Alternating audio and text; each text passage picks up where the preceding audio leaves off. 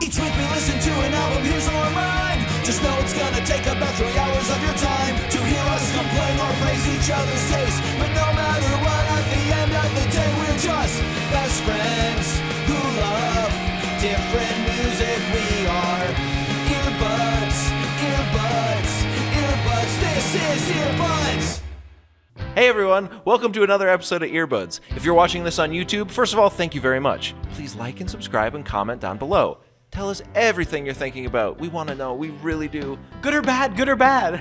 And if you don't want to watch it on YouTube, but you think that's your only option, no. Find us on all podcast platforms and follow us there. You can download the audio-only episodes and listen to them on your way to freaking work, baby. Oh my God! This is Earbuds.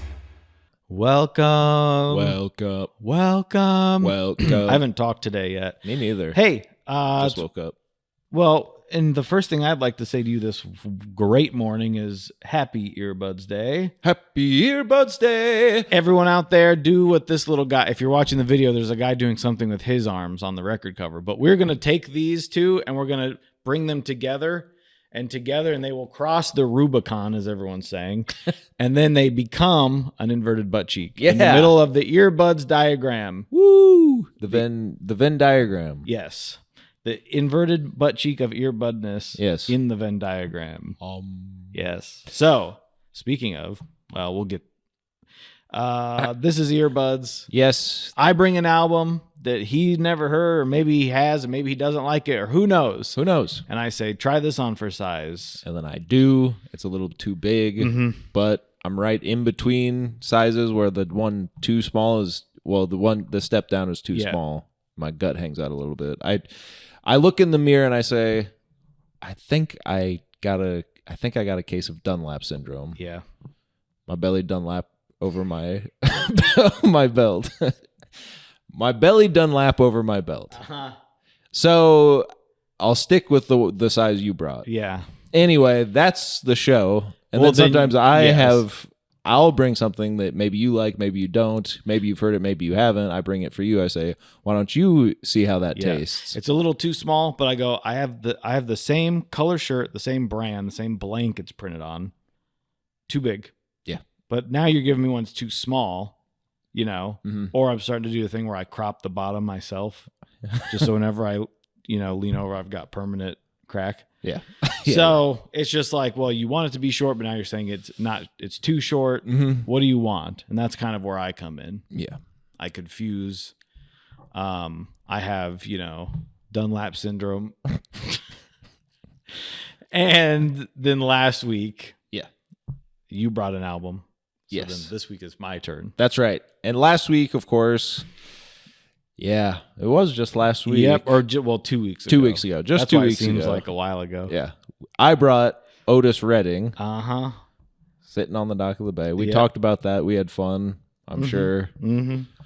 Now, since then, we've been very busy with some stuff, and we only squeezed in the Ghost, our big review of the new Ghost album, which just came out. So I'm kind of been in this mood of having something a little spooky, having something a little bit occultish or some such, some dark and brooding guitar tones and some, oh boy. Well, if this doesn't freak you out, this cover, this demonic man, right? Exactly. Yeah. I don't know what will now, but I did bring this to you before we talked about Ghost. Yeah.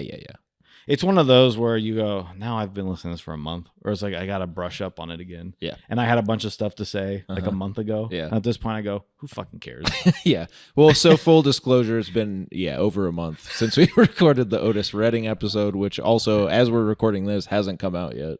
Right. So we're, that's how this industry works sometimes, guys. When you're doing multiple, because it is such a hustle culture, right? Yeah. It's side gig city here. We have the mindset. Yes. Now, luckily for everyone out there, this show is literally impossible for us to monetize in any way. In fact, every episode we post has been taken down.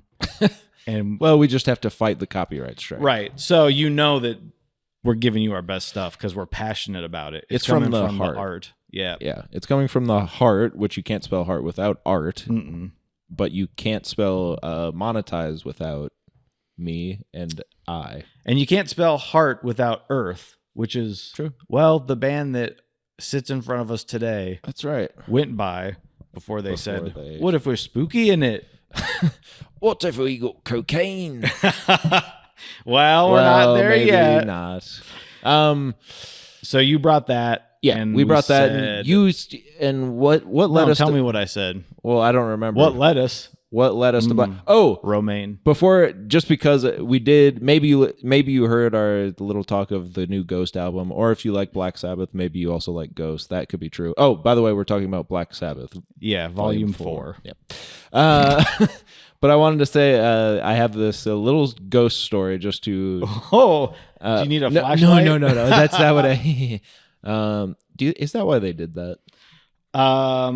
Maybe. We will call ourselves Ghost. So anytime you have a story about us, you will say, I have to tell you a ghost story. After Sherman did the big teeth on SNL, and then she had to I'm sorry, Amy. She's like, it's not funny in it. Yeah. Then I went home and I was thinking about that and I closed my eyes and I thought of us both going, I'm the little ghost man.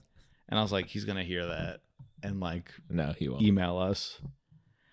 Well, we say in the episode he doesn't even sound like that, Right. which is And I stand by that. yeah. So anyway, I went to that movie Concert. No, I went. Yeah, I got a free ticket thanks to our fans. Hey, I'm still waiting. It's not till August.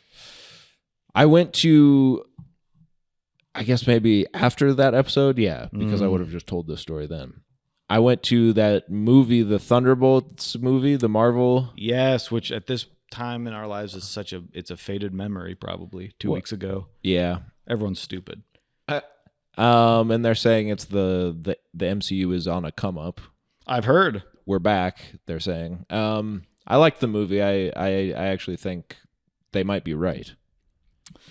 We're kind of getting, but that's not what this show's about. So, but in the bathroom, Completely unrelated.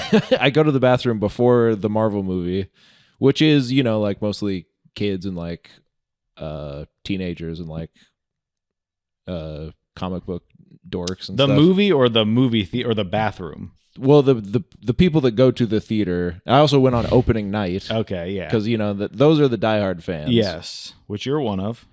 I haven't More than me. certainly. I like the MCU still. Not as they've been on a decline, but that's why everyone's saying, well, maybe they're on the come up, and I think maybe they are. But anyway, I go to the bathroom before. I set my popcorn in my seat, and I say, I gotta go to the bathroom. So I go to the bathroom. Guy next to you. Okay. Well, I just want to let you know that I'm going to it alone. And then I go into the bathroom, and I've been playing the Ghost record over and over and over again because of the show, but also because I just like it. So I'm just standing. I take my whiz, and then I'm just standing. I'm alone in the bathroom, and you know how sometimes a song is stuck in your head, so you're just singing it to yourself, kind of. Yeah. So I'm just standing there washing my hands, and I'm going, blasphemy. I got in trouble not but 30 minutes ago for talking to myself outside your house. I know, but we're two sides of the same coin. Yes. We're two pods and a pea. I'm standing and washing my hands and looking at myself in the mirror, going, blasphemy, heresy, save me, but and then a guy walks around the corner as I'm looking in the mirror, going, blasphemy, heresy, and I just, what do you think that guy's thinking? Well, if you were me, I would maybe not go back into the movie. Or I'd see which theater you were going into. Yeah. Which was probably the same one. Yeah. That's going to be a problem. I'm going to be distracted by what are you planning? Because it looks like I'm plotting something. Blasphemy, heresy. And then in my head, I'm thinking of what controversy do I not know about this movie? Right. Yeah. Where me being here to see it, I've made myself a target. Yeah. Like what is Florence Pugh a Zionist? Right. Or is it just because David Harbour wants to get roadhead from someone that isn't wifey? You know, what is it? Yeah, what is it? I mean, well, Kook saying blasphemy, heresy. you don't know what he might be up to. So anyway, sorry to that man. In the immortal words of Kiki Palmer, I'm sorry to that man. But anyway, just a fun little story about Ghost before we dive into this completely unrelated album. But it's not so unrelated, is it? No. I'm sure all these 75-year-olds out here that grew up listening to, and it's not that unrelated because, of course, Landon, that's your name, right? What started the MCU? Oh, yeah. It all comes together. Yeah. So there's that. All right. Well, that was a great story. Thanks. So we talked about Otis Redding sitting on the dock of the bay and all that stuff. Died at age 27, whatever. But it was nice. It was nice to talk about the new Ghost record, No Playing, because well, now that I have something to say, Okay, great. it was a good little where has this taken us, right? Where has Black Sabbath taken us to where we are now? And we do talk about Ghost, saying maybe they're leaning a little too heavy into the parts of 80s music that I think we're fine not listening to anymore. Yeah. But here we are, and everyone said they're doing it again. They're doing some of the doomy stuff. So I picked Black Sabbath Volume 4 because sitting on the dock of the bay. Yeah. Yeah. A lot of talk about people taking influence. He's, the blues influence, the ba-ba-ba, the soul, the ba-ba-ba. What did that lead to, these guys? So I would say Black Sabbath is taking influence not only from those black musicians, but maybe more also like the bands that were already being influenced by them. Your Creams, your Clearance Cold Cream. Yeah. The Clearance Cream. What's it called? Cold Cream? Cold Cream. Stone Creameries. Yeah. So stuff like that, which led us to Black Sabbath. That's pretty much That's great. And it's kind of old music. It is. Yes, they're both old ass musicians. It came out roughly around the same time. I think maybe, what was it, 3 years later? 3 or 4 years later, they already had by this time, by Volume 4. Certainly they've had at least 3 albums. Well, to guess is to be correct. But I believe this is their 4th album in 3 years. Yes. So close to the album we just listened to, but 2 weeks ago. I forgot how to do this show. Yeah. They put out their first album. Been too long. Yeah, which came out 1970. That goes gangbusters. That people say that's the first kind of doom metal album. It's scary. It sounds like rain, right? It starts a whole new kind of subgenre. And so they said, we like it, we love it, but we want some more of it, ... from you. So within the same year, they go record Paranoid. That's, I think, maybe the one that's got the most stuff everyone knows. Sure. War Pigs, Paranoid, Iron Man. And then I believe they also on that album have a problem we've talked about with Blink-182 in past episodes, where they're like, our most popular songs are the ones that they said you need to have a single on the album. So we went home for 2 hours, right, came up with a song. That is Paranoid, off of Paranoid. They said we don't have any singles on here. They're all don't have any bloody hits. So they said, well, we'll do Paranoid because it's faster. They wrote it in like a couple hours or whatever. And they're like, we don't like it. But it's their biggest song. So then they go back, do Master of Reality. And then we're at Volume 4. Yeah. Then I believe so we're halfway through the Ozzy years here. There's 4 more with him. And then people say, all right, he gets fired. Then they bring in Dio. Long storied history with the band. But I think everyone knows sort of these first. I'd say the first up to Sabotage is sort of like their best work. And then there will be people that will say, actually, whatever. You go, okay. And then they bring in Dio. It kind of changes the sound up. They bring another guy in. They bring Ozzy back. So I mean, God, what do you want to know? I got through them probably the same way I could get through other old bands like Descendants and everything, where I listen to stuff now or when I'm whatever age, and I go, who were your guys' guys? Yeah. You go up and meet them after a show, and you're like, I'm gonna ask this person I like something that no one's ever asked them before.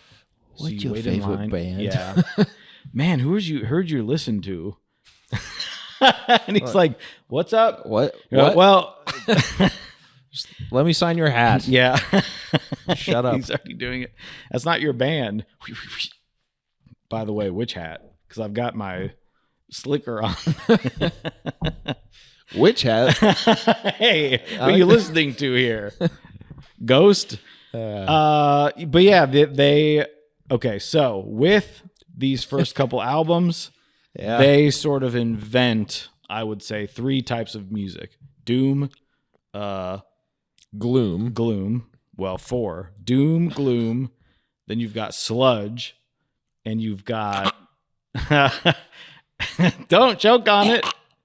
Did you hear about the jars of maple syrup? We can't even have them shaped like a person anymore.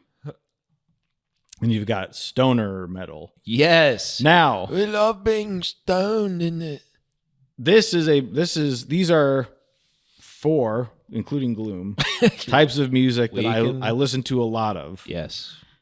And I was trying to figure out, so I go, well, I certainly have never toked the hashish, right? No, you would never.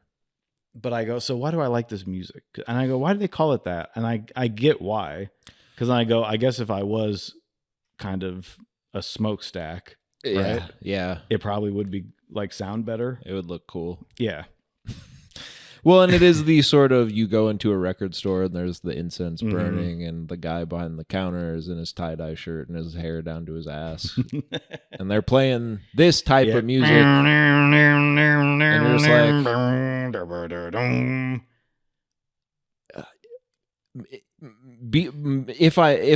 if I could be so bold, I would be living your life, sir, but I have a job. Yep. He's like, hey, man, it's all dusty in there, right? Yeah.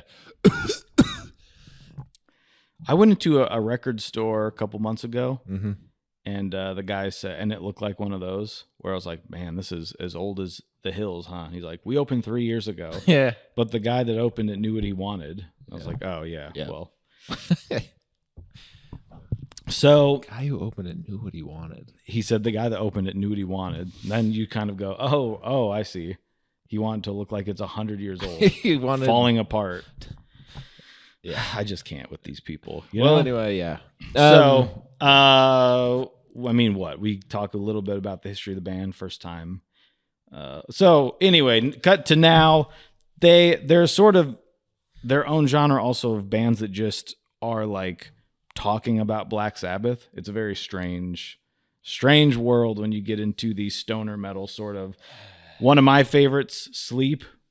A lot of their lyrics are like wordplay on like Tony Iommi's name, or they have songs like Giza, the Giza pyramids named after Geezer Butler. They've got Sounds super cool. yeah, it's a lot of stuff about Black Sabbath. Sure. That bands like that, you've got, I don't know, Electric Wizard, all these like, this is their thing. And it started with these guys pretty much because Tony lost his fingertips. I don't know how much you looked into this.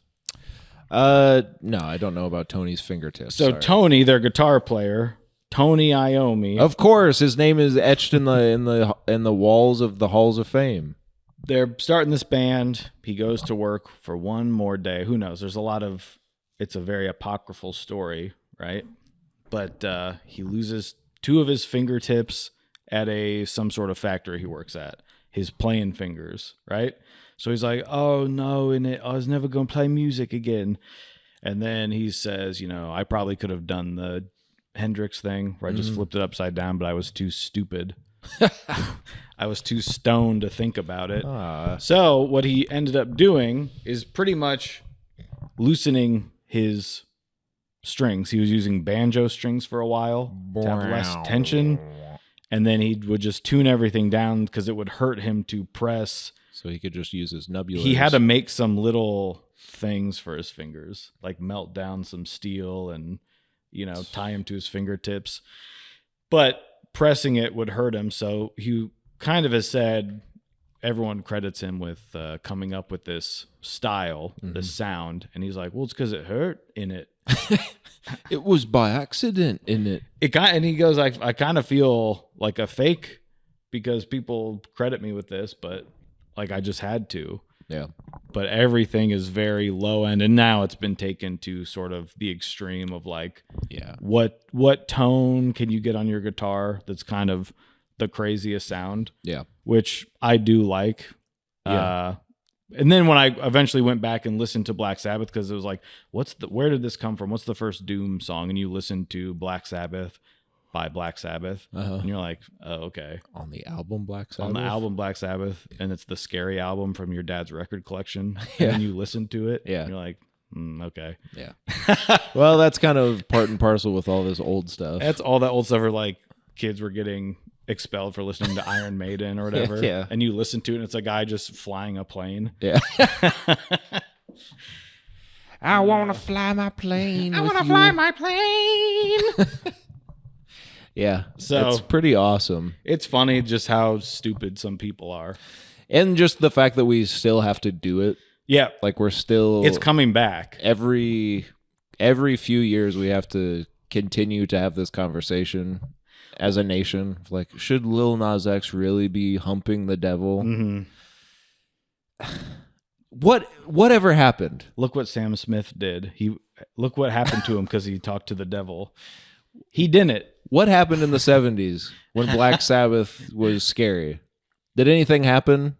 Did Jesus come back and tell you that you're naughty for liking it? But we still have Why do we keep doing this? And then you've got Stranger Things kind of having that 80s thing, the satanic panic thing. Oh, yeah. But then people are online going like, they're trying to make it look like it's kid stuff. Yeah. Like they're talking about a thing that happened. Yeah. Whereas like people really hated these people that thought they were playing these demonic board games or whatever. Yeah. And listening to Metallica. Yeah. And then I'm still seeing people online going like, well, they're not wrong. Right. Brain dead. Yeah. I'm surprised Ghost can do it. You know? Yeah. You don't think a parent from one of these kids, they take them to Hot Topic, Right. they get the see. socks, and they see the little cross. And they're like, Yeah.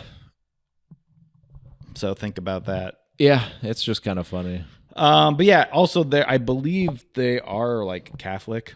Like even on Master of Reality, some of them are like, they're like, we believe in God, which is funny because I kind of thought, oh, they're cool. But I think it's like After Forever on Master of Reality is talking about, Heaven. don't you know that like Jesus is the way or whatever? And you go, this sucks.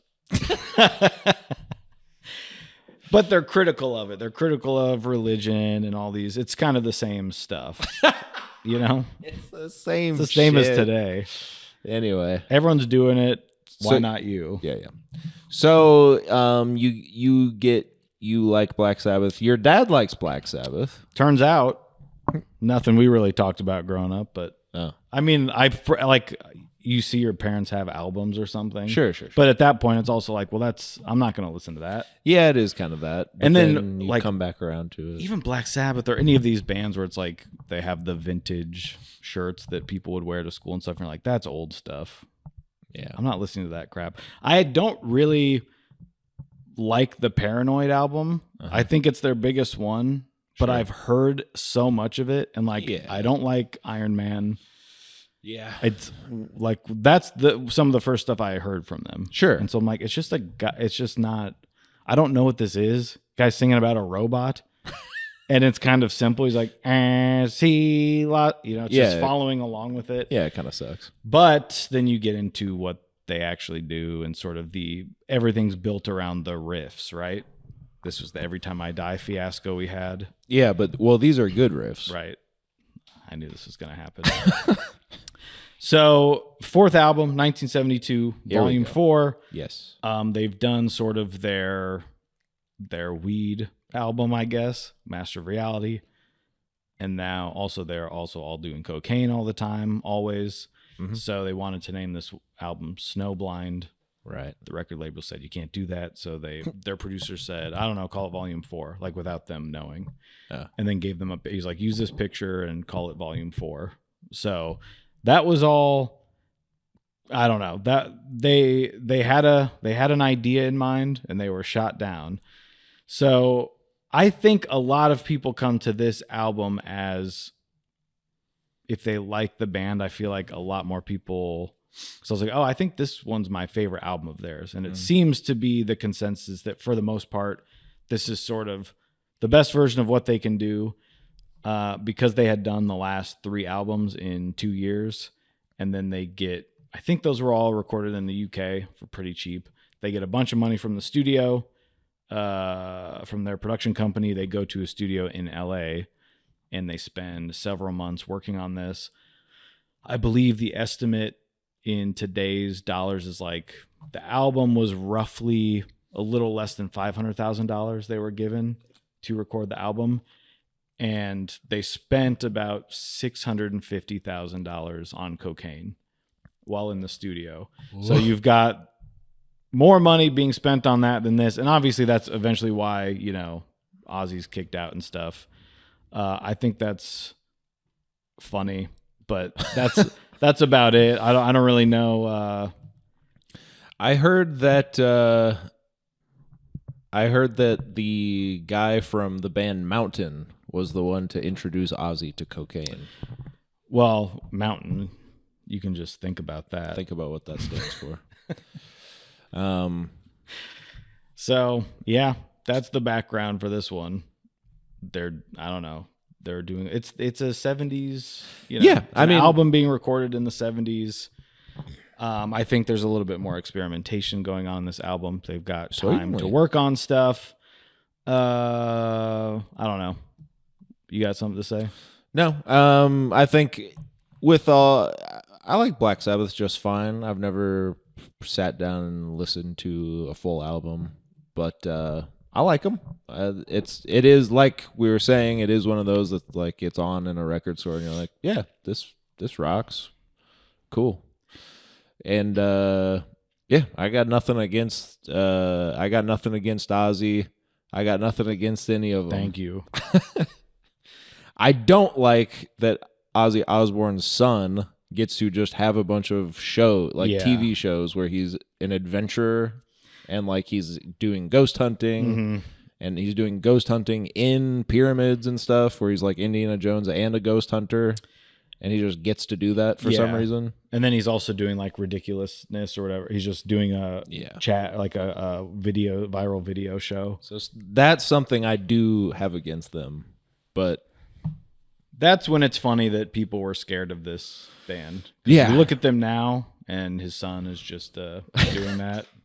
Well, and just the fact that, you know, kind of when we're growing up, he is something of a punchline. Where like, we've got the Osbournes on MTV or whatever, and he's in Austin Powers with the boobs.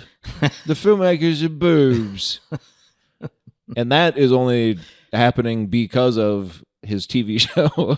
Right. So, you know, when we're coming of age, it's like, oh yeah, this washed up guy. Yeah, 23 years ago. So obviously before I was 10, I was not listening to a lot of Black Sabbath. Right. Which was also part of that sort of, you know. Yeah. Like I'm never going to just because I also don't like them, but I'm never going to listen to Kiss in a way that I would ever be able to feel like someone back then listening to Kiss. Right. These guys with the masks and, you know. It's cool. And they printed comics with their blood and all this. But Yeah. I'm like, I know they're all like weird perverts. I know that. Of course. These guys, on the other hand, you can go back and listen to the albums. I'm like, I get what they're doing. I can be put into that sort of I think the headset, the mindset that Ghost puts me in, sort of the spooky. And they also said they wanted their music to be like an auditory version of a horror movie, which sort of becomes the whole metal thing of the lyrics and everything they're talking about. So Ozzy's singing, Bill's drumming, Geezer writes all the lyrics, and then Ozzy does the melody, and then Tony's doing his thing. Mm-hmm. So yeah, I think then but it had to be later that I said, well, everyone is saying that this is like their band that they base their whole shit around. So I go, maybe I should dig into that a little deeper. Yeah, and this was the one that kind of hit me the most. Yeah. Sure. And then I even noticed on, I was looking at who they inspired on, like who Apple Music said they inspired. It's just, I was like, I wonder if there's anyone else. They had Green Day on here. Sure. For like Brain Stew. So I think they're really talking about the guitar tone. Yeah. It's like, okay. I don't think they were listening to Black Sabbath and like, we got to do that. No. I think it just sounded cool to them. There it is. Yeah. So, I think, I mean, like we were saying last time, it was like, I mean, all these sounds eventually end up influencing everything. Like even indirectly. Because they don't stay the sort of like the outlier. The versions of this that do exist now are even heavier. Yeah. Because they were so popular, it just becomes like you're saying, oh, we can tune our guitars down. Like, it's stupid now to say that, I guess, but when it's the new thing, and it's something you've never heard before, but then all these other bands that maybe Green Day or any other band is like, oh no, we weren't influenced by Black Sabbath, but probably you were. Yeah, you just don't know it, and that's what we were kind of getting at with Otis, like, and just basically the river of time and the flow of influence and culture. It's like basically you are influenced by everything that came before you, right? And that's, even if you can't track it, and that's the beauty of it, rather than the thing of where you want to be like, no. Mm-hmm. No. So anyway. Well, should we talk about it? Oh, in 2013, they put out their last album where Ozzy came back. I think Rick Rubin produced it. Oh, good. That guy. Yep. He wrote a book. Pretty good album. Oh. I was surprised. The book? Yeah, the album, the book was good. I thought you meant the book, Rick Rubin's book. I've heard it's great. Yeah, he's like, don't think about what the music is. Think about what you should be doing tomorrow, and it will come to you. Yeah. You're like, crap. I talked to one guy that I know who read it. Tell me about it. He was like, it's basically just a self-help book or whatever. It's boring. It's boring. It's not worth reading. I was like, all right. Yeah. No, if I read it, I would probably be stuck in the wheels of confusion / the straightener.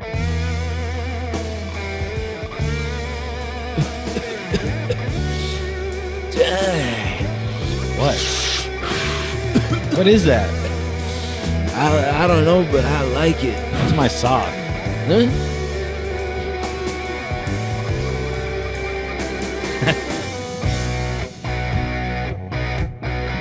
Jose!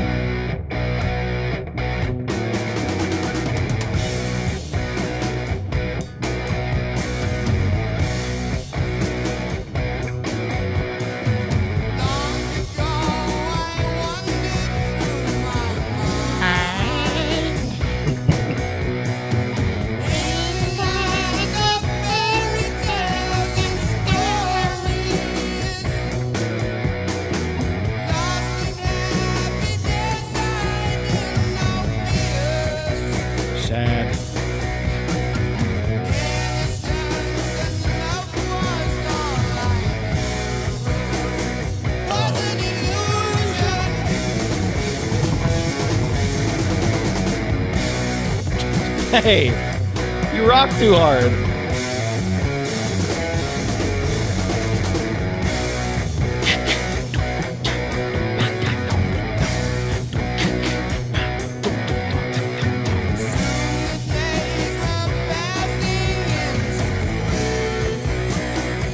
Oh, let's Let's go, boys. Come on. We're it's the opening track. Let's give them something to. We will. There we go. 5.5 minutes in. Hey, go.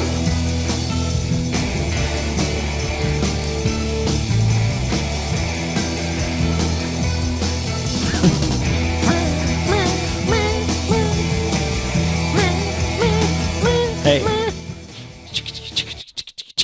Why can't Peter Jackson find some footage of them? Probably more fun than, they're like, well, John's tired. He's like, I'm not tired. I was up all night. Yeah, you're tired, mate. I guess I'm tired. You're like, I've been watching them do this for 5 hours. And Yoko's over in the corner going,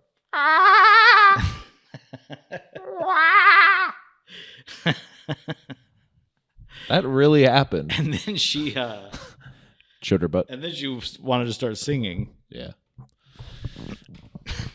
Well, he showed his too. Yeah. But I'm like, maybe it'd be a little more fun to get in the room with these guys. They're just. Yeah. And didn't they record it at. I was watching a documentary about this album specifically. It was pretty interesting. But. The Foxcatcher Mansion. Yeah, they're at Foxcatcher Mansion recording it. Yeah. And that guy's like super conservative, whatever. Yeah. So but they thought that was funny. Yeah. Like they were like, yeah, that's cool. We'll go to his place to record it. And they're still like that. They put out a Black Lives Matter shirt during the George Floyd stuff. Uh-huh. They're I loved going through those comments. Yeah. Because it's in I'm the sure like they're Master pissed. of Reality font and it said Black Lives Matter like on their official site. What about I know. just I just love when people's heroes do something and they can't stop to think, well, I like everything else they do. yeah, I love when people's heroes are exactly who they've always been. Right. And you have just been stupid. I love it. And ignorant. As I've been saying throughout this episode, people are stupid. Yeah. So Wheels of Confusion, the straightener is just the sort of instrumental back end to this. Yeah. Pretty good. Yeah. It's cool. I think but that's again, that's the music of the time, baby. You're going to get these long ass songs. It is a little slow and meandering for an opener in my opinion, but that's just my modern sensibilities. It's still a cool song, don't get me wrong. It's just Well, here's the thing. And I know that I'm going to get bagged on for this because I always say the song's too long, right? I say it's too long. SLS.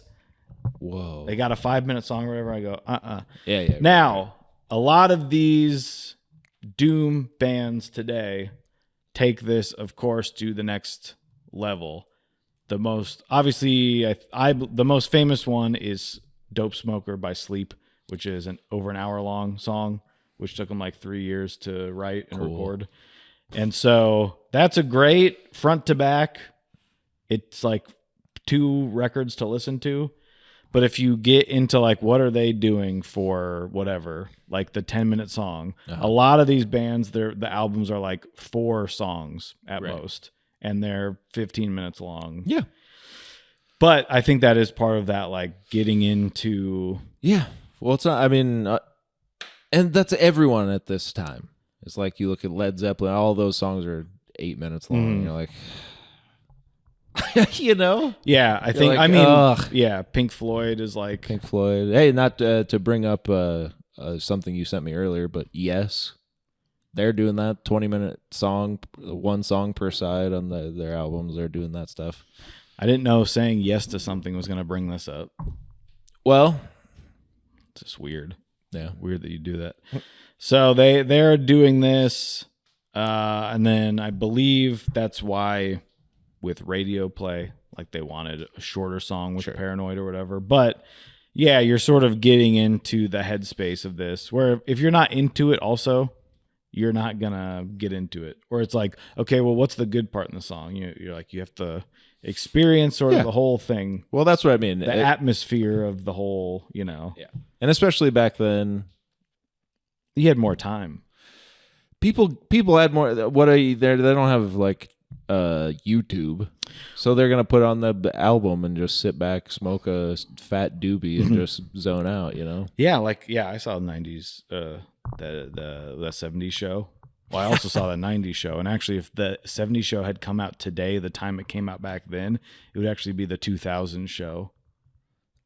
Doesn't that make you sick? Sure. By the way, I saw this picture from back then. Uh-huh. Is all these people on a bus together, or like on a train together? Uh-huh. Not one cell phone in sight. Wow. It's just people like living in the moment. That would actually be cool. Mhm. That's like a ghost show Yeah. because your phone's in the yonder bag. I do sometimes like to just check my phone. Yeah. It's also going to drive the people next to me. Like, I love looking to the guy next to me. He's just looking at the set list. I would never look at a set list before a show. But during the show, Yeah. it's also funny because I know it was different. So Okay, like well- it didn't matter. So what do you think of this song? You like it? I think it's a good opener. It is- lyrically. What yeah. do you like the lyrics? Yeah, I find their lyrics to be pretty good most of Yeah. the time. I agree. I like it. It's a song about just being I'm like so confused about my life right Yeah, now. because basically you were a kid, right? I was a kid, but now I'm older and nothing like, yeah, the world still be turning when you're gone. Yeah, when you're gone. Mm-hmm. I mean, basically you realize your mortality. Now, what I'm getting from two different sources, he says it was an illusion. And our friends over at Genius are saying, was it illusion? So we're going to get to do the famous. Yes. I've got the record. I've got an early pressing. Has a few pops and ticks. Yeah. Tell me about it. Been in the forest recently. I thought it was With the Boy Scouts, a couple of pops. it was an illusion. That's what I thought too. I don't think he says, was it illusion? I think Genius. I know these guys have the dust up their nose like no tomorrow. Yeah. Where the hell's the lyrics on this thing? Oh, No lyrics. You gotta send in your tab. I think it's, yeah, to get the lyric book. I think so. Because it's an ad. Yeah. It don't even have it on the inside of the. You ever think about filling one of these out today? Just Seeing see what would happen? Stupid. On the oh, gate wait. on the Hold on. gatefold. Yeah. I forgot. This is a GF. Open that up. And she hates when I forget about anniversaries. Look at. Whoa! By the way, young Ozzy, very hot. Yeah. Good looking. Hot. Good looking dude. You can see why Sharon was absolutely. Ozzy! Come on over here. This is just some cool stuff in here. I mean, this is just a blast from the past. Yeah, there's nothing in here. Okay. Well, Well, they don't want. They're one of those. They don't want you to know the lyrics. no, because they know Probably. how. Like, I don't know. Yeah. I think it was. Or He's like, so what? Then everyone just can go to Genius. it's definitely it was an illusion. Yeah, the straightener's good. I like rocking out with the guys, right? Yeah. It's a good table setter. But nothing sets the table for what we're eating tonight like tomorrow's dream. Think about that. Good.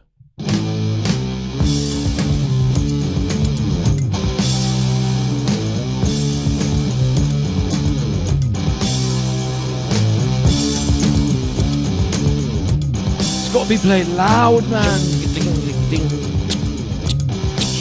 Well, I leave it to my rules, baby. Get up. Sit down.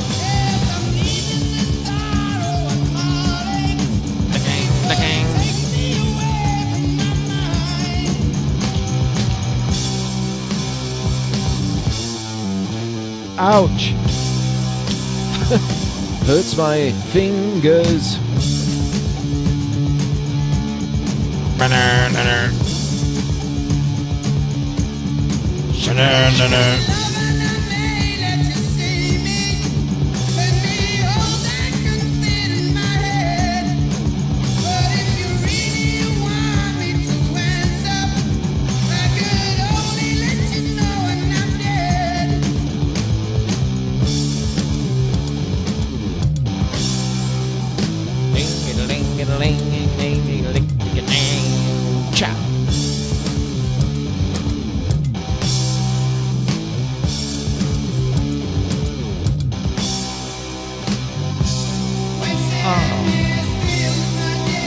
Two Aussies. Too much, Aussie.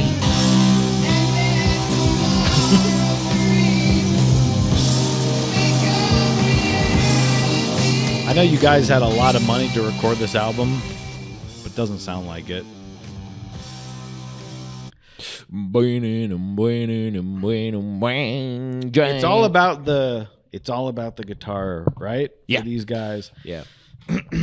But the thing about old music too is like they didn't know how to mic drums yet, or like get them to sound big and beefy until like the 90s. Right. And even in the 90s, I don't really like drum sounds. It's really the 2000s when drums sound like drums, like actual drums. So that was always my hang up as a younger person when I'd be like, oh, my favorite band likes, name someone. Like name a band from what? Like Yeah. what years? Between what and what? 65 and 75. From anywhere? Anywhere. Do I have to do this right now?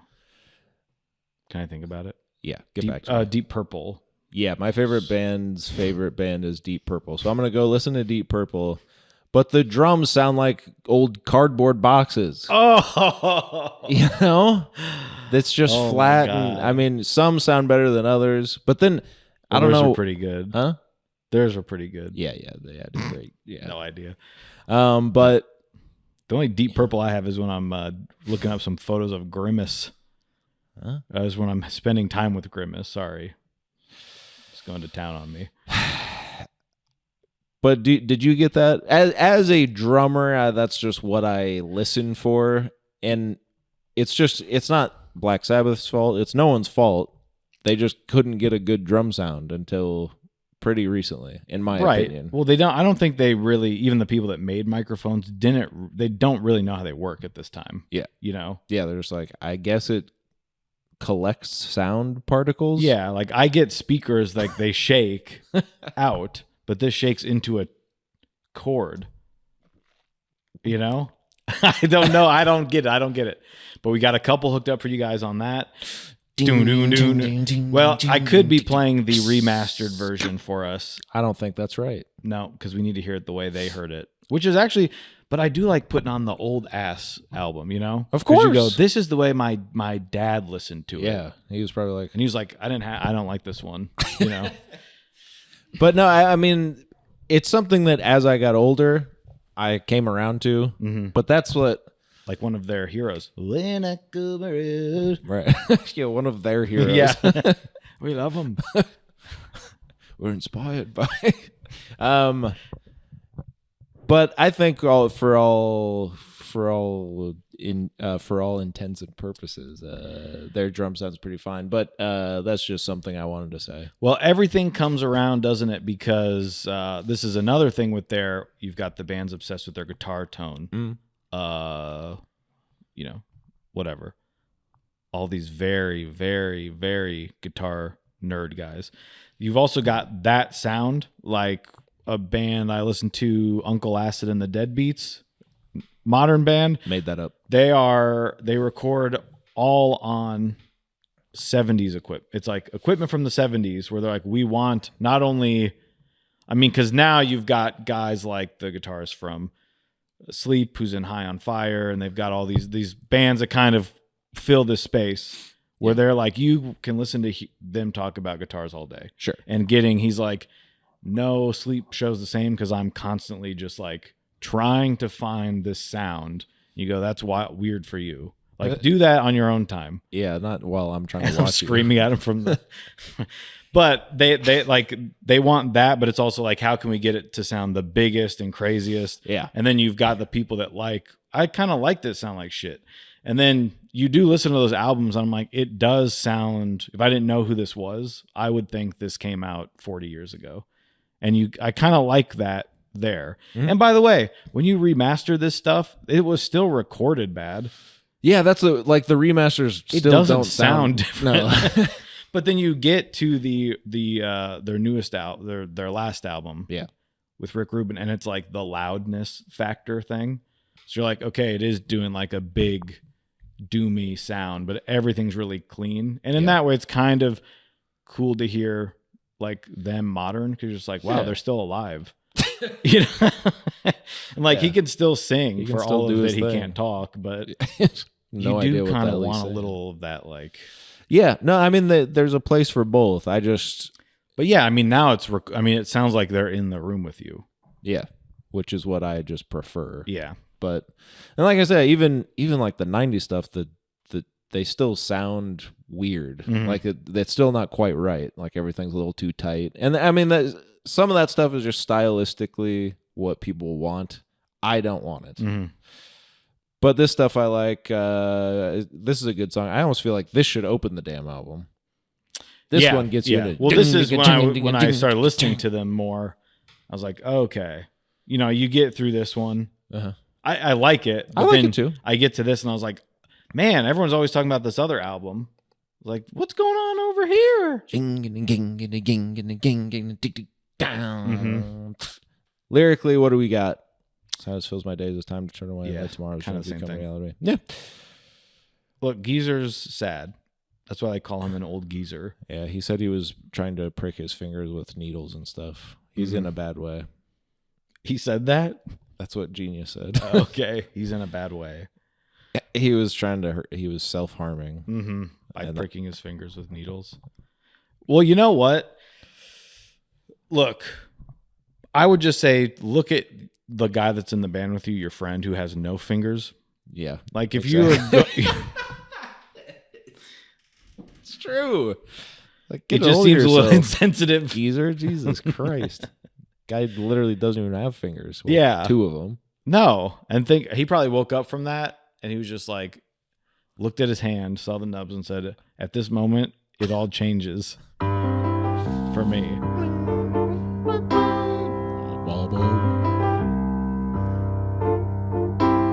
Let's get one more. Oh. Turn it down. I didn't even touch it. That's me right now. Me RN. Me right now. Me right now. She was my woman.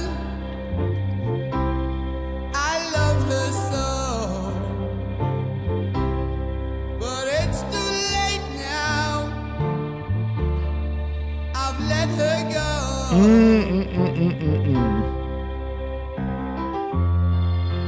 I'm going through changes.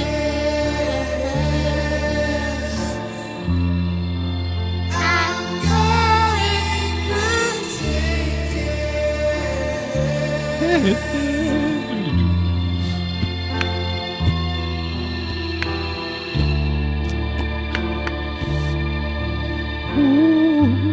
Well, unfortunately, you're too slow for us to keep listening. We have to keep people engaged. That's why we're so full of energy today. Yes, yes, yes, yes.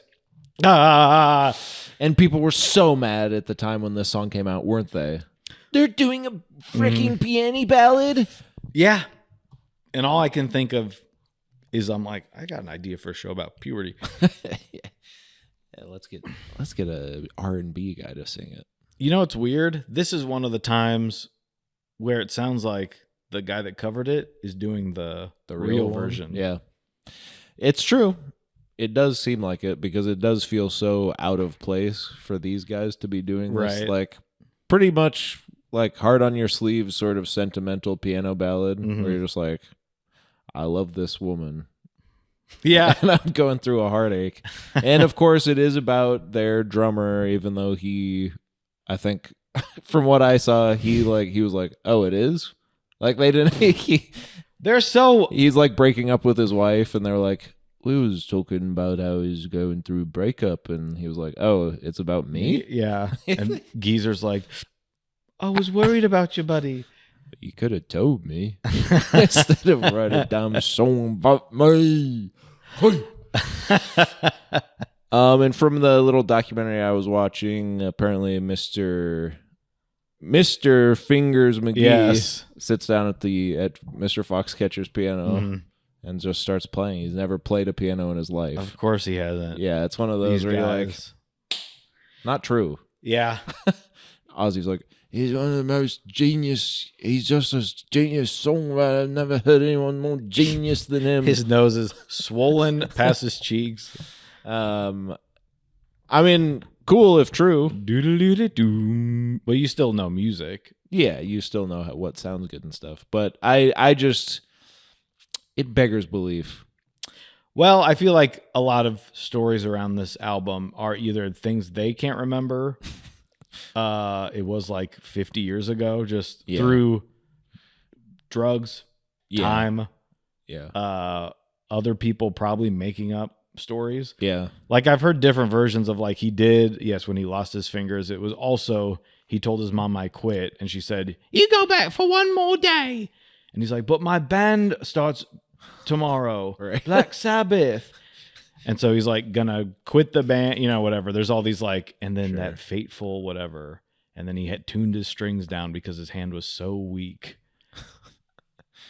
Yeah. You go, well, okay, how much of that is true? I get that he cut them off, but was it the day before band practice for the first time or whatever? Right. I don't know. Do you like this song? Yeah, it's fine. I like it a lot. I remember when I brought the album. I remember when he did it. He re-recorded it as a ballad With his daughter? Yeah, duet with Kelly. I don't mind if I do. That's the guy from Slipknot that she's married to. Right. Do it with Kelly. Don't mind if I do. You know she lives here? That's crazy. We could be. Hey, we should have had her on. Shit. We should have asked. We know you like talking about the stuff your dad's done. You can talk about Slipknot or whatever. Yeah, whatever. Bring your kid, that guy. He's got his mask on. Bring your brother with his Indiana Jones hat that he wears. I think it's a good song. Yeah. It is a good song. It's just, I can just, knowing how fans are, That's I why can you just love it. imagine in 72 when you hear those first two songs and then it gets to this and you're a little, Oh, if I was me when this came out, you'd be pissed. I'd hate So, this. Yeah. But it also is one that is now sort of not a I mean, it is. It's maybe a more popular one because it is different. It's not one I've heard a bunch, but like just knowing it's sort of a classic. They did this and it sounds good. I can't really listen to it and go, well, this is interesting. And then it has been covered. Yes, it's the Big Mouth theme song. Yes, and that's a good version. Yeah, I like that. I like that guy. Probably better. I think so. That's that's why I said this one's fine. But I do, when he did that and I listened to the full thing, you go, this is sort of like the Otis Redding thing where someone else, it just was normal. Yeah. I mean, I know this guy recorded it, whatever, 10 years ago, but it was back to that sort of like they made it their whole own version. Yeah. And it's like, well, hell, this one's even better than the first guys that wrote it. Yeah. Because it is a very simple. That's why it feels like this is the cover version. Yeah, it feels like they're doing a little surprise cover. Yeah, like they wrote it. Yeah. It's confusing. For sure, dude. So what do we got here? What's your favorite part about filmmaking? Well, my favorite part of filmmaking is that the stuff I'm inspired by, like It's Always Sunny in Philadelphia, which I think is still on. I think it airs on FX. My favorite part of filmmaking is the effects. Well, that's enough of that. Do you know the story of this song? Yes. Of course you do. I can only imagine it's... They've all got the powder. Who cares? Who cares? This is why I don't find Superbad funny.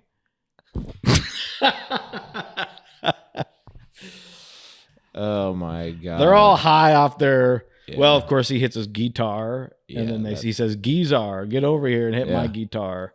With his crucifix necklace. That's what's so cool about it. And scary. And because scary. it's the negative vibes that can come through. It's the devil's trinity, right? The triad. The upside down And so this is why I would love to get that Peter Jackson treatment of all the guys with their shirts off, just dancing around for 2 minutes. Put some reverb on it.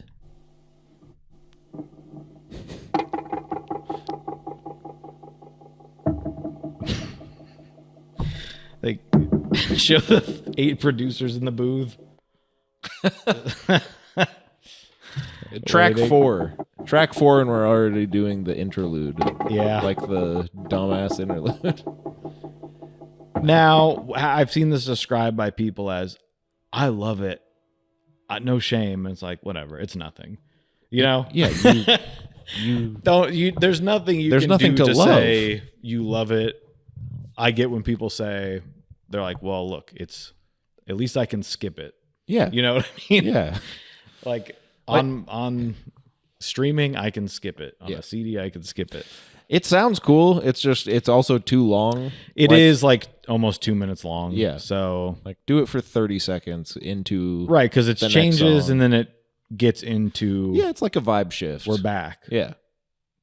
I don't care. It's just the sequencing on this album is bad. To me, but it's still a good album. Can't hear you. So that's there's nothing I could say about it. It's not even. I would say I like it, but to be honest, if you ask me if I do, I would say I Supernaut.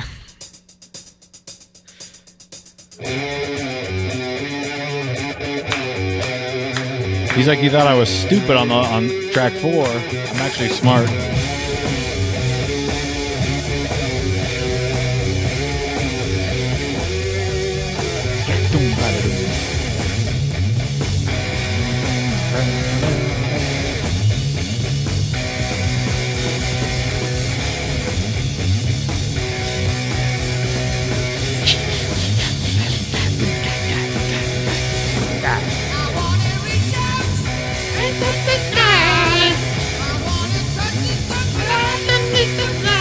Let us sing for him.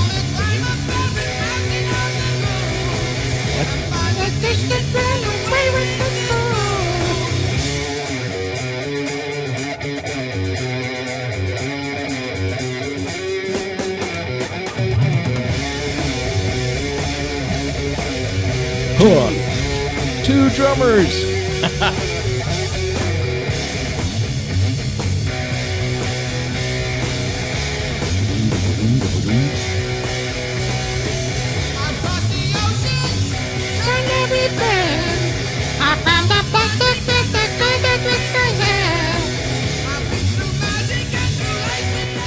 Yes.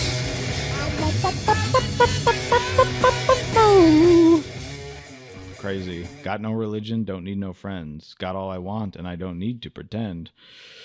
Don't try to reach me, because I'll tear you up. I'll be tearing up your mind. I've seen the future, weird, and I've left it behind. Oh! I mean, these guys are tripping out of their minds. I like Supernaut. Yeah, it's cool as hell, dude. It's a smash hit. That's a good. Now there's a good riff for you. Yeah. Not like these other jackass bands you've been bringing.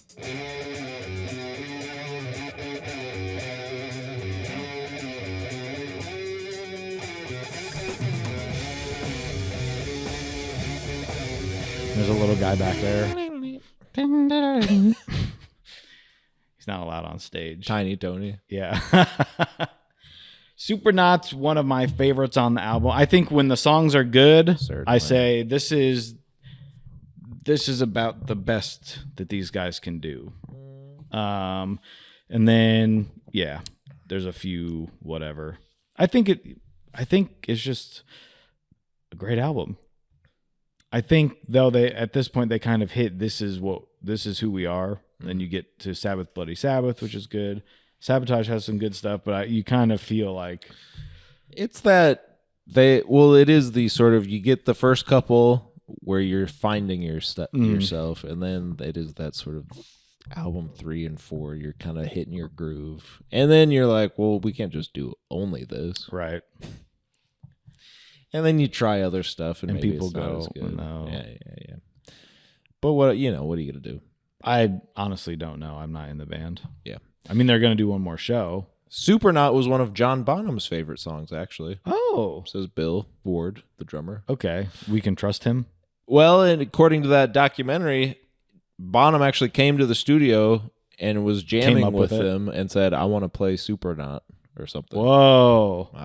I didn't fully understand what the story was. He said, we haven't written it yet. He said, "I want to play that," and I think they played it with him in the studio, and they were like, "We should just record it," but they didn't. Okay. Yeah, I don't get the story. I think this this sounds was like a good documentary. This was around the time I stopped watching the documentary. So I was like, what the hell are you guys even talking about? Was it interviewing them? No. Or is it one of those where it's like, It was like a YouTube documentary. yeah, So Iommi said that John Bonham came into the studio. yeah. I mean, I think it wasn't just a YouTuber making it, but it was on YouTube, you know? Okay, so a YouTuber. No, I think it was like someone made it for like, I'm sure like You're watching one of those documentaries where it's all like reversed. yeah. All the text on screen is backwards. So you, by the way, I get scared when that happens because I feel like I'm inside the TV then. Yeah. I feel like the words are floating in front of me for them to see. Right. That would be crazy. And my screen is so big, this like 27-inch. Whoa. Cool stuff. What else do you want to say about Supernaut? I don't know. It's awesome. Yeah. I was watching a video of a guy that was climbing Mount Everest, and I thought if this thing happened to you, which I can't say yet, it just meant like, oh, it's so bright because of the snow. But he said he lost his eyesight coming down from Mount Everest. Whoa. And that's what it actually is, because the reflection burns the inside of your corneas. Yikes. These guys, of course, are talking about sniffing glue. This is Snowblind. And number 5 again.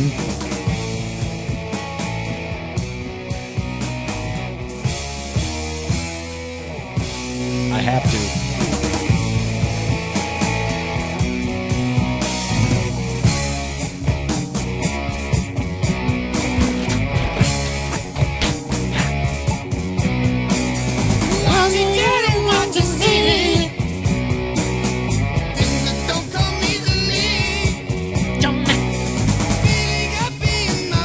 Michael Jackson should have covered this.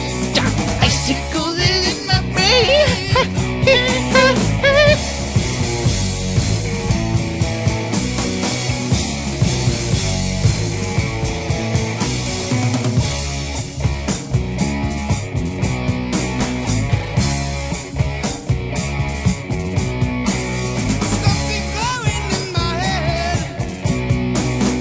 Wings of ice and soon will spread. Dance to feed my very soul. Makes me happy, makes me cold.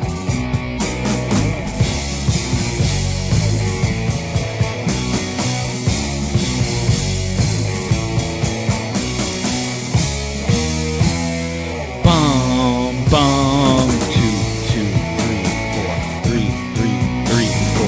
Bum, bum, bum. Huh. 2, This their in-ears? 1. Ozzy. Wait.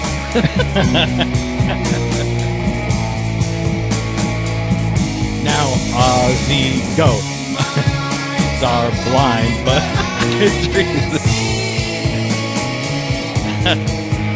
oh my God! The snowflakes glisten on the tree. That's Black Sabbath with Snowblind. What the hell's this song about? I wouldn't know. Are these guys stupid? So, Snowblind, this is the big one. So, this was one of the first ones I heard from this album because it's so damn good.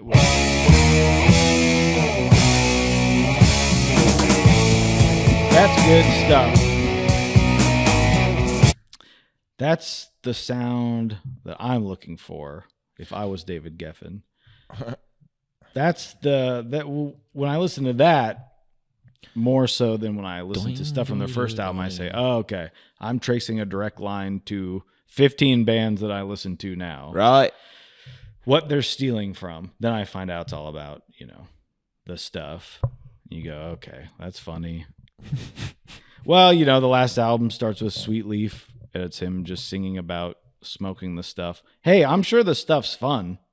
Sure. You're singing a song about it. It's a and whole your brain ass song. feeling happy in my pain, icicles within my brain. You're like, Icicles within my brain. and it's funny to just say it. Yeah. They're like, it's the what was that? Oh, it's the Ariana Grande.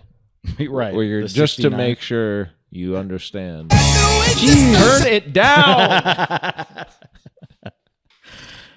I think it's your headphones. There's a knob for volume. There's a knob for gain. Jesus. I wish there was one for Downey.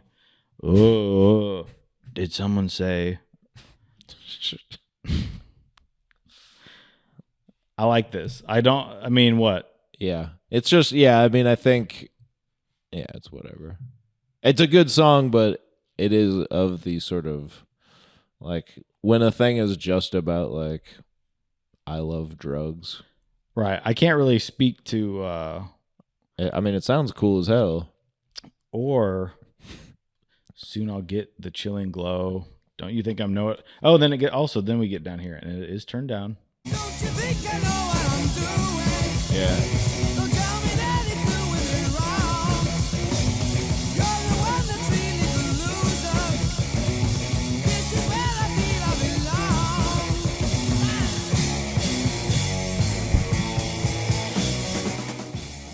belong. You'd think if they were doing so much of this nose candy, the album would be a little faster. Yeah. It does kind of just the ding, ding, ding, ding, ding, ding. It kind of sounds like the opening song. Uh-oh. Or it's that sort of halftime. Ding. Right. Well, you were saying they're a one-trick pony. I was saying that, wasn't I? Hey, that sounds just like it too. Yeah, what the hell? This album is a cornucopia of the same song.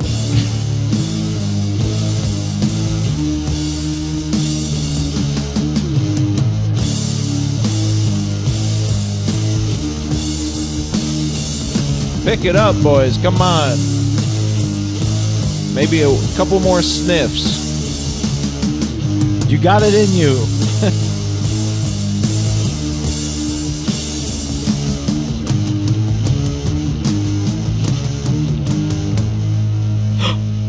Oh, here we go. Just kidding. Bam, bam, bam, bam, bam. Too much conversation. Keep it till another day. Let them have their little game. Illusion helps to keep them safe. This song must be about the Democrats. Demon rats.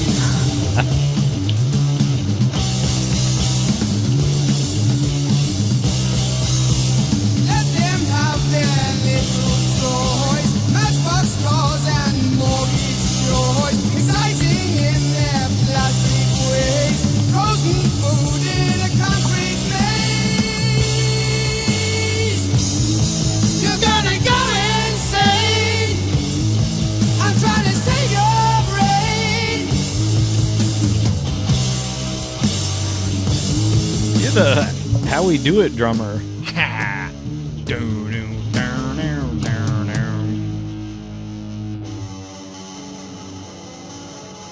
Oh! Someone got a new pedal.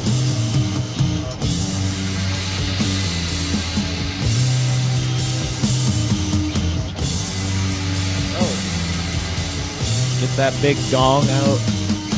Excuse me? Oh. Ding, ding, ding, ding. This thing is called love. My head's all torn inside. Alright, we have to. Well, isn't that just a cornucopia? Now I'm getting into the album. It's already halfway over. Aww. But that's when I get to Supernaut, Snowblind, and then this. Don't fall. Well, the guy driving next to me on the highway probably thinks I'm going down on myself.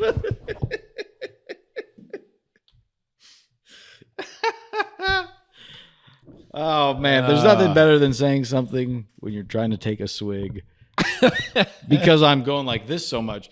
I get it. Well, for the GIF you're going to make or Yeah, whatever. yeah. He's When like, Spotify says, you can't keep playing songs that aren't yours. You go, but what if we're doing this while they play?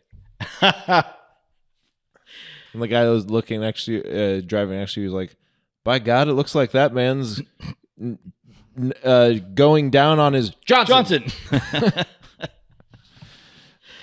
That was a better time 20 odd years ago, right? Sure. I didn't like it then. But now looking back on it, it was probably still weird. Mm. But Austin Powers was good. Yeah. Right? Yeah. Stop doing that. So Cornucopia, you like this? Yeah, it's fine. It is a little.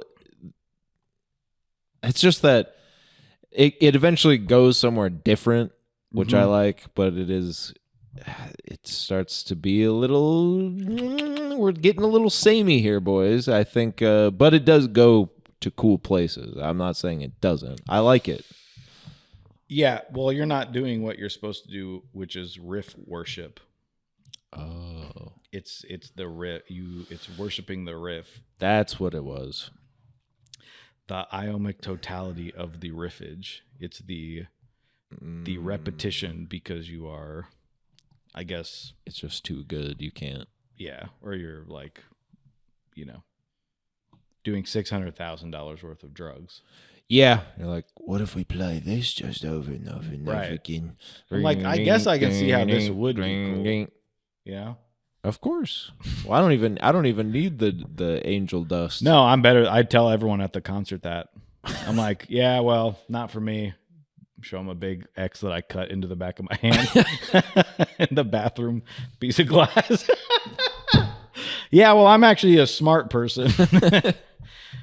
That's gangrenous already. It's gangrene, dumbass. But, of course, then I wipe it off, put a Band-Aid on it, and I go over to the bar keep, and I say, bar keep, and I give her a little squeeze on the tush to get her attention. I say, yep, she loves it. They love when you do that. And then you say, one Laguna Sunrise, please.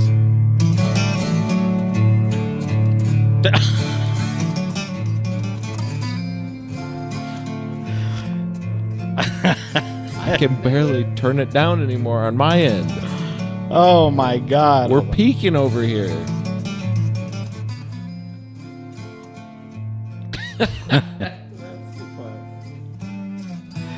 Well, now you can turn it up. Thank you.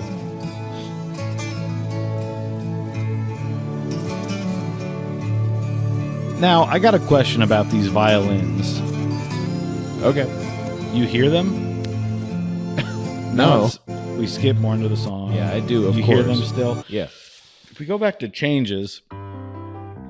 Bling, bling. Doesn't it sound like That's the sort of melatonin or whatever you call it. it sounds like it's coming out of a radio? Yeah. Like it sounds like violins being played through a radio. Mhm. I know it's like a keyboard probably or something. I think. To me, that sounds like the. Right. What is it? Some air being. We shared the years, What'd you do? we shared each day. Oh. So the Mellotron, where you can patch in your piano and your. Yeah, the Mellotron. That's going to be what that is. I'm guessing. Yeah. I think you're right. You can patch in your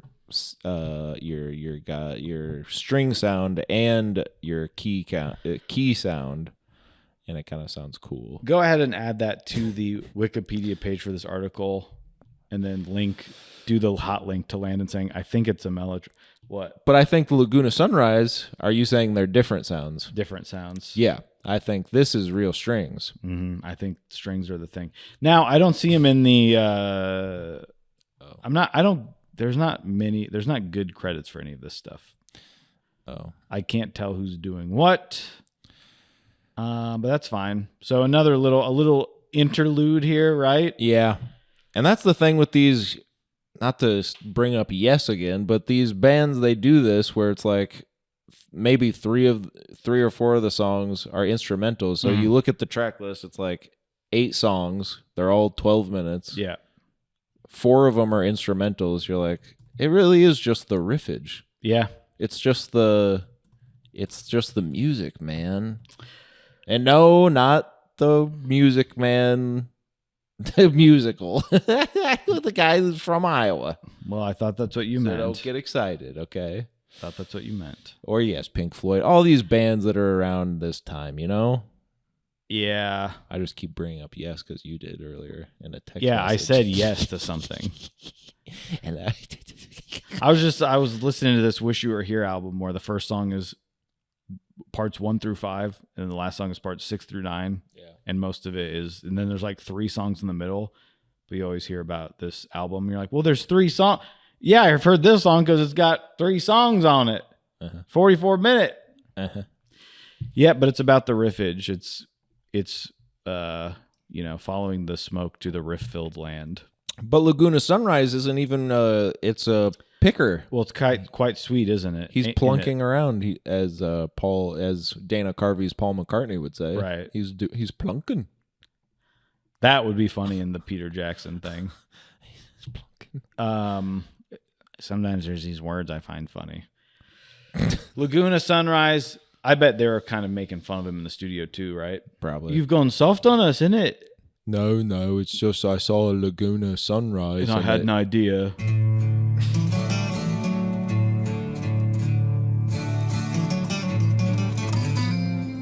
How does his little fingers do that? I don't know. No excuses. Well, yeah. Well, yeah. I mean, you got anything else to say about this? No. And in fact, because you're being so harsh on me, I'm uninviting you to St. Vitus Dance. No, that's my favorite holiday.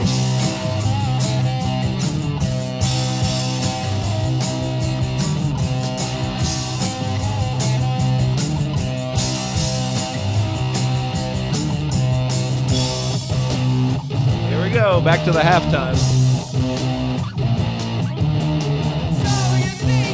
Know what's going on inside your head.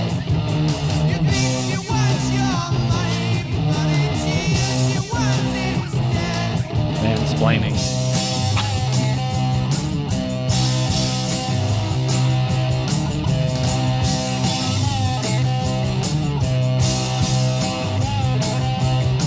Having a little too much fun. You and me? No.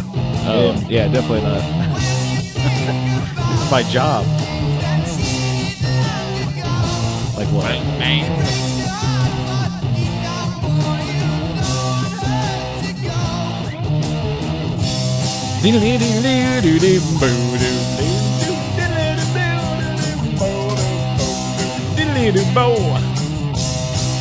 This song makes me think that Geezer had to talk his friend off the ledge. Yeah. You know, because he's like, she kissed my mate 10 years ago or whatever. And this is what he said to him. Yeah. He was like, I should write this down.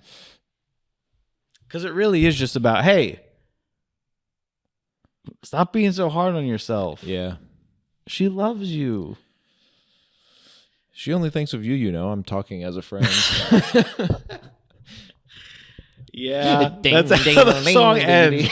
So weird. This is like almost as it's a little longer than the one where it's them hitting their necklaces on a guitar.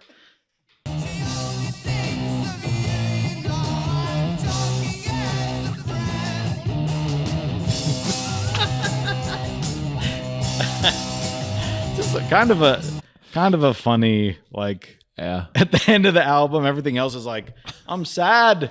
Yeah. Everything's sad and gloomy and People ask and why I'm doomy. sad all the time, and they don't know how sad I really am. Hmm. And then he's just like, hey, she Come made on. a couple mistakes. She may have kissed another. She may have kissed another in it.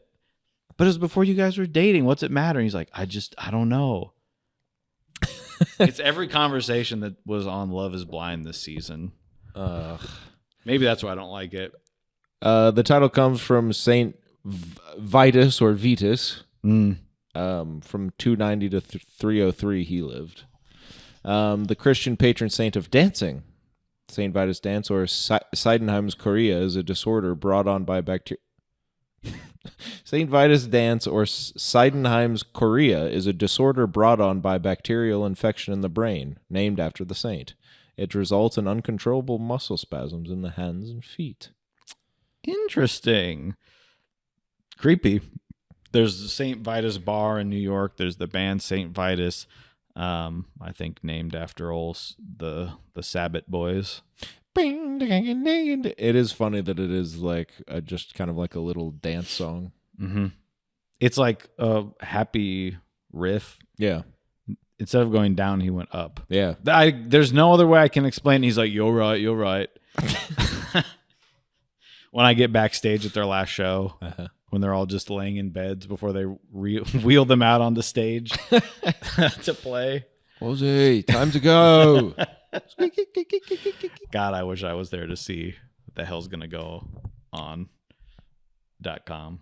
Think he'll still bite a bat head or whatever. Yeah, I think he'll still do that. That was the only other thing I ever knew about them.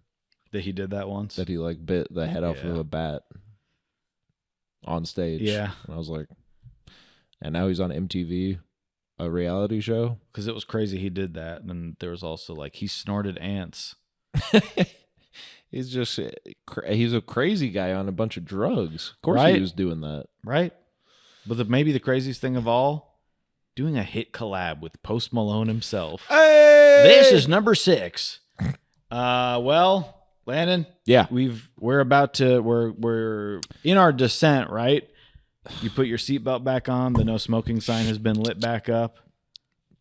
Ka-ding. But interesting enough, you still smell that familiar smell of tobacco. So you know someone's still puffing, Right. puffing. But And wait, that's not tobacco. That's cig-a-weed. yeah. And the plane lands under the sun. Whoa!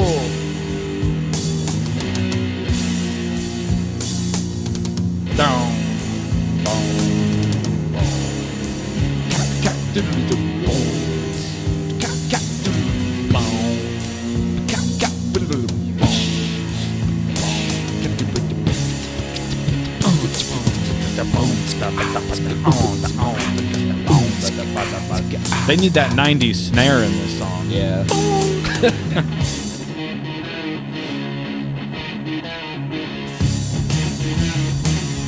It's just there's no like No what? I don't want no Jesus freak to tell me what it's all about.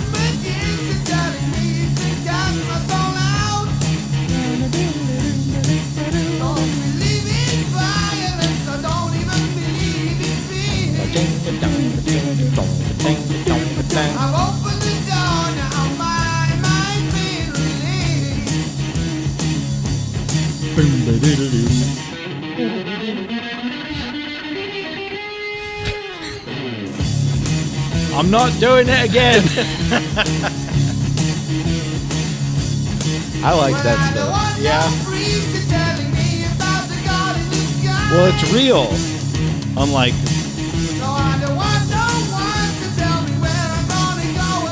So I know the last album I said they talked about God, Yeah.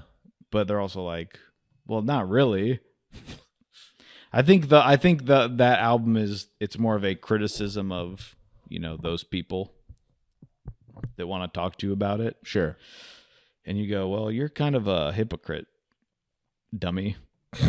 But this one is just sort of like, leave me alone, right? Yeah, this one is just saying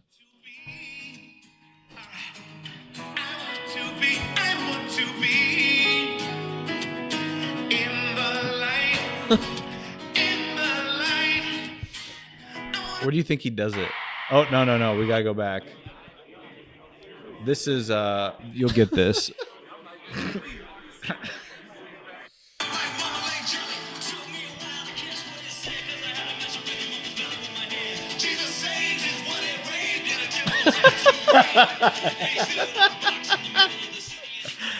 So, of course, this is, here we go.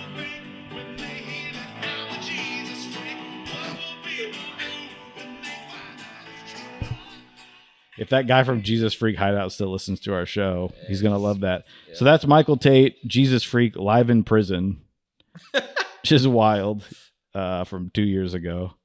He's still doing stuff. He's still doing that. Remember when I did that rap? So this was, and then it goes to, of course, Every Day Comes and Goes. We can't forget that. Where the hell is it? And of course, I believe that one starts with something that goes like. Every day just comes and goes like it's one long overdose. People try to ruin it, and I got to get This is a Green Day song. Damn, maybe that Apple is right. Yeah. That's even a Trey Cool solo.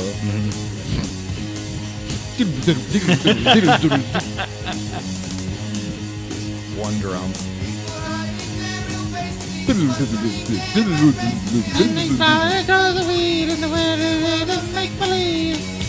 And then it goes on like this, and of course we get to the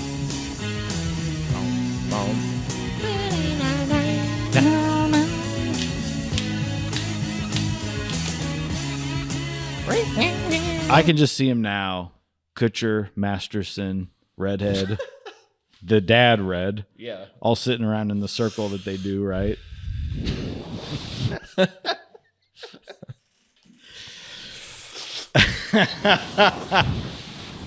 But then the camera goes back to Red. Yeah. Because, like, Dad, well, it's a Thursday or whatever. I just like this music. Your mother's being annoying, you know. The fake laugh Yeah. track, yeah. Black Sabbath, Volume 4. This is Earbuds. You've just listened to the album, and we've just been deplatformed. Yes. Let us know what you think. I think this is a good, it sets up for me sort of a platform of maybe some picks I'll have in the future. But like I said, some of them are hard to, some of those albums are almost impossible to, it's like 4 20-minute songs or 1 hour-long song, and you go, God, not even sure what I would do here. You know? Yeah. Well, no joke. Well, right. No joke. I was thinking of picking a Yes album. Ha ha ha. So it was funny when you sent me that text today when you said Yes. Oh, like off of this album. Yeah. But I mean there's a couple the couple that I would maybe pick to bring to you would be that where it's like, well, they're 20-minute songs and there's no way for us to talk about them. Well, it might happen at some point. I was listening to that Pink Floyd album. I'm gonna make you do it, and I go, what do I do with this? You know? Yeah. What do I do here? I don't know. But what do you think of this Black Sabbath Volume 4? What do you rate it? What do you want? For me, this is a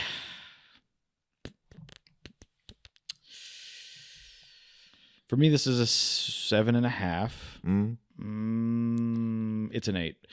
For me, this is an 8 because of even not so much what it means to me, but what it's inspired that I do like, maybe even more than this stuff. Sure. I like the album cover. I think it's cool. It's the one that I always skipped just because the name is bad. Yeah. And I didn't really know what that, I was like, okay, Volume 4. I was like, am I missing, is this a compilation album? Just didn't really get it. Yeah. But I like the look of it. Yeah, it looks cool. I mean, the first few of their albums do look cool. Yeah. Like, all of that is cool. All these, and then you get Technical Ecstasy, which is 2 robots on an escalator having robot sex. I mean, that's awesome. Which is good. Then you've got this. I guess they're all kind of. I don't know. Even these first Dio ones. I guess just the later stuff. Yeah. Kind of looks. Well, then they get into the 90s, which is like bad. Yeah. That's everyone though. Yeah. It's not just them. It is fun to look back, like all that stuff. Any band in the 60s and 70s, like their stuff kind of looks cool. And then like the 80s, 90s, it looks bad. The 80s is pretty bad. This is bad to me. I think it is a 90s. I was talking to someone who I work with about 90s comic books. He was like, I can't read them because they all look terrible. Yeah, they're impossible. I was like, yeah. So there's God, I wish I'd talk to people at work. It'd be cool. It is funny but I don't know. This kind of has come back recently with metal bands, but they're sort of doing it. I don't know. It just is cooler because it's based on the nostalgia of it, right? Of like designing it well. Yeah. So you go, I want it to look like this, but not like shit. Or it's kind of funny that it does look bad. I don't know. I mean, yeah, you can. And then, of course, there's Sabbath, Bloody Sabbath, which is a guy getting fucked by a bunch of demons. That is too scary. And then you put it on, and it's like, I want to reach out and touch the sky. I love this. I'm giving it an 8 just so I can give the other ones a lower one. Sure. But it is good when you go out to the old record store with your pa. You go, look, Dad, a 50-year anniversary, and they don't want to think about it. Yeah. They're like, well, we're not really. Somehow this album came up too, and my dad had brought up, he's like, I found my ticket for when I saw them at Madison Square Garden. And then I said something to my mom about that, and she goes, Ozzy Osbourne was in town once when I lived in Kansas City, and they pulled over, him and his crew pulled over and asked me to go to a party with them. And she was just kind of, this was like 2 weeks ago, and just kind of, and I was like, what are you, what? And I was like Black Sabbath or Ozzy Osbourne? She's like, I don't know. She's like, I knew Ozzy Osbourne. Yeah, from MTV. Yeah. It was like, I was 10. It was 20 years ago. And she was like, yeah, they pulled over and said they're having a party, and they invited me to the party, and they got my phone number, and then they called me, and the guy was telling me what to wear, like what they like. That sounds scary. And so she goes, I just got a weird feeling and didn't go. And I was like, I get that, but for the story, yeah, you should have gone. You should have gone. I have a podcast been trapped episode. in a house with a bunch of guys. It's the Kiss thing of like pointing at the 12-year-old in the audience. Yeah. He's like, come backstage. And That's not what they sound like. Taking Polaroids of them after you're done. These guys are freaks. It was a different time. You could do that stuff back then. Yes. And never have to be held accountable for it. Even now when you're old. No. But if you put out a shirt that says, we think black people are people, yeah, we will yell at you. That's a huge no-no. And then I don't know about the next few. I like the Heaven and Hell album. All right. I don't know if I've listened to like all of it that much, but Heaven and Hell's a good song. Is that when Dio starts? Yeah. And then I will say this too.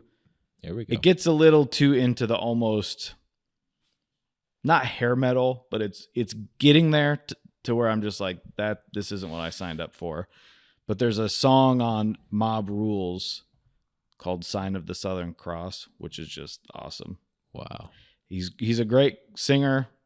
And when they do kind of do the spooky stuff with him. Yeah, Dio's cool. So he's doing his thing. It's an interesting band to go through.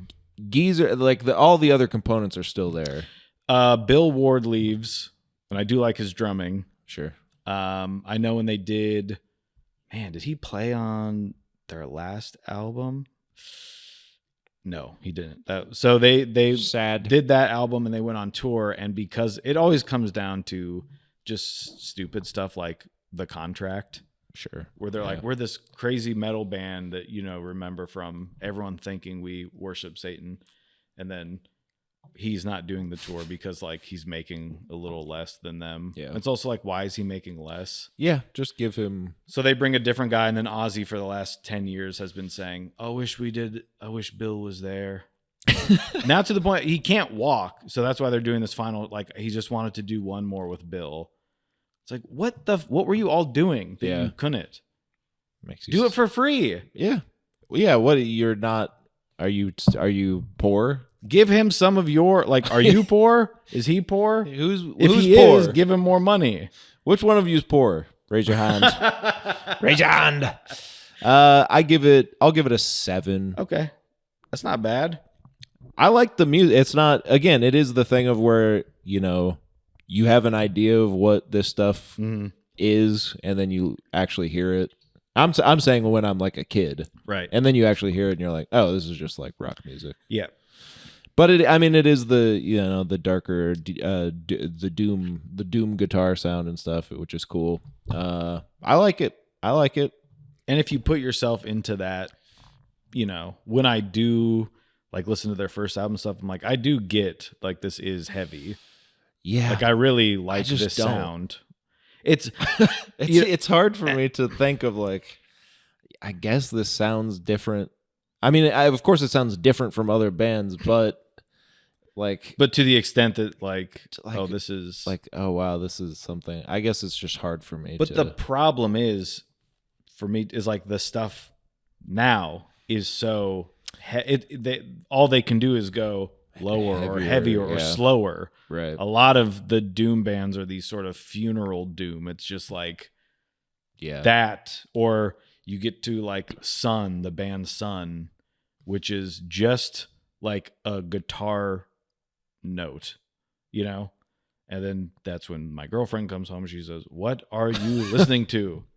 But it is like they go to like, what is it? It's the amplifiers he used. Sure. It was this. Sure.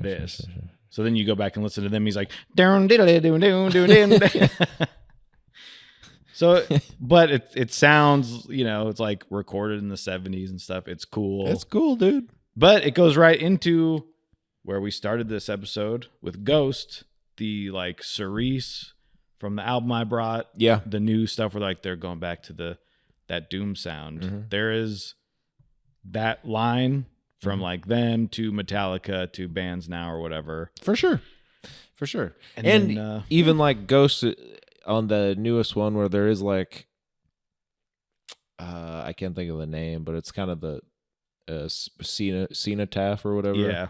Where it's like, it sounds a little different, and like maybe that fans or whatever, like, oh, it sounds different. Mm-hmm. But then you look at Black Sabbath doing crazy different stuff. Yeah, like changes. And even the St. Vitus Dance, they're like, yeah, every artist wants to do something a little different. They just try stuff. Just let them. Yeah. Asshole. Anyway. And then Ozzy went off and did his, which is maybe more of what than I knew growing up was like Crazy Train and that stuff, which is just rock music. Yeah. So whatever, dude, whatever. I don't even care. Do you get into the Ozzy solo stuff? Not as much. Sure. I have listened, and I always like to, when he puts out a new album or something, just to go, what he be sounding like now? Sure.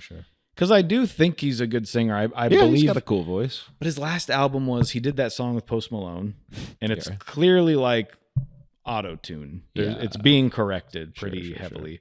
But that was written by Post Malone's producer, and then Ozzy was like, I had a great fucking time with you blokes. So he just had that guy write his whole new album for him. Cool. So it's like the Post Malone guy did his new album. So there is a bit of that sound too. Sure. So it is, he's just like, him. I don't think it's anything that's like, these are going to be some of his best songs. Right. But it's interesting to hear that he's still doing it. Doing stuff. But I love his voice on all these old albums. Yeah, it's cool. Cool stuff. But yeah, I have not dug into his solo stuff as much. I'm very sorry, everyone. So that's volume 4. So you're gonna probably bring something now. Yes. Let's go with someone else in the vein of Ghost and in the vein of Black Sabbath. We've brought up the name a few different times. I think let's explore the realm of one. Sleeps Dope Smoker. No. Sorry. Of one. Can we cut that out? Of one Alice Cooper. Feed my let's go. Yeah. In keeping with our Mike Myers, Right, I was gonna say. connection. Let's go with $1 Billion Babies All right. by one Alice Cooper, Vincent Furnier. His father knows him as, but If you're nasty, right, Vincent Furnier. yeah, go ahead and look that up. Yeah, that's definitely his real name. Yep. So we'll check that one out. This was 1973. right around the same time. And by the way, he Alice Cooper. Visited the studio. No, but well, I don't know. I Played guess. played Supernaut with them. Yeah, it was him and John Bonham came up with it. But he puts out like his probably most iconic albums in basically the same stretch of time, like back to back to back to back to back. It's just what are they doing back then? Oh, probably cocaine. Yeah.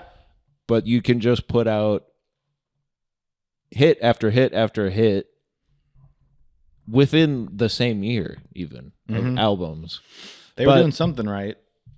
Maybe. Maybe I vilified this too much. Should we do coke? Yeah. We'll let you know about that on next week's episode. If you want to leave a comment anywhere, do that. If you want to yell at us, you can also email us or leave a comment on YouTube or on our Instagram or whatever. And if you got a script that you want one of us to read, Yeah. email Joey directly. Make sure to not include the script. Right. Just tell me a lot about it, and I hope you enjoy. God, Joey, this has just been so much fun. Well, it's been a rock and roll time. See? I can't get it out of my head. The riff. Hey, Yes. I bow down to the riffage. Bye. Bye. Each week we listen to an album, here's our mind. Just know it's gonna take about 3 hours of your time to hear us complain or praise each other's taste. But no matter what, at the end of the day, we're just best friends who love different music. We